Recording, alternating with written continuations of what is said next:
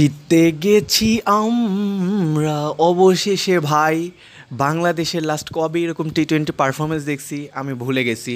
But ভাই কী match ছিল, what a match that is. এবং কারো এক্সপেকটেশন ছিল না, যখনই দেখবেন বাংলাদেশের কাছে কোনো কিছু এক্সপেকটেশন করতেছে না বাংলাদেশ, ভাই সেই এক্সপেকটেশন মানে না করলেই সবচেয়ে ওভার পারফরমেন্সটা করে, যেটা বাংলাদেশ আজকে করছে। And like literally this is called টি-20 match and this is called how টি-20 place. আমি লাস্ট ভিডিওতে বলেছিলাম যে বাংলাদেশের যে ল্যাকিংসগুলো ছিল, ভাই তারা কি আমার ভিডিও দেখছে?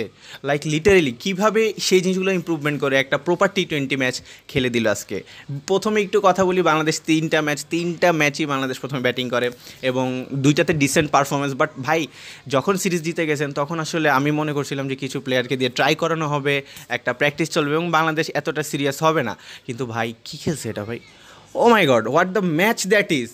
মানে প্রথম থেকেই পারভেজ ইমনকে আজকে চান্স দেওয়া হয়েছিল এবং প্রপার টি-20 খেলে চলে গেছে একদম, মানে বলারদেরকে তুলা করছে একদম। আজকে একটা ব্যাটিং ফ্রেন্ডলি পিচ ছিল, রান উঠানের মতো পিচ ছিল। বাট ভাই মানে কী বলবো, what a thrilling match that is.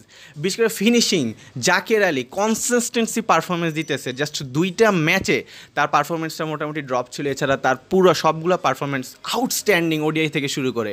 এবং যতই বলবো ততই কম ভাই, কি ছয়গুলো মারছে, 6টা 6।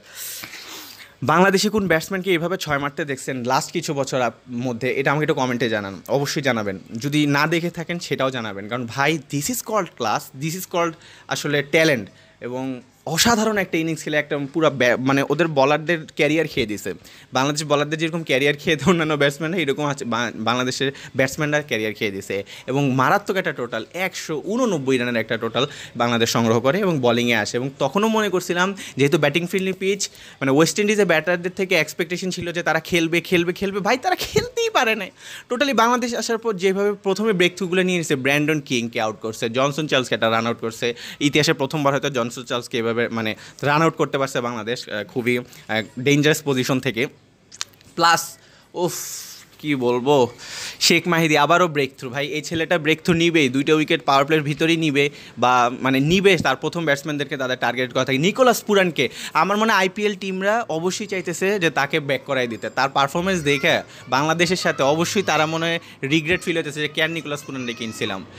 ওফ ভাই নিকোলাস পুরান খেলতে পারে না, শেখ মাহিদি বোল্ড করে দিয়েছে। এই সাথে জনসন চার্লসকে রান আউট, তারপরে কিং, মানে যারাই বলেন টোটালকে, রবম্যান পাওয়েলকে আসলে স্পিনে উইকেট দিয়েছে। বাংলাদেশ বলিংয়ে তো আউটস্ট্যান্ডিং করতেছিল এবং সেটাই ধারাবাহিকতা রেখে ভাই 3-0 হিস্টোরিক উইন, ওয়েস্ট ইন্ডিজের মাটিতে টি-20 টাইটেল জিতা।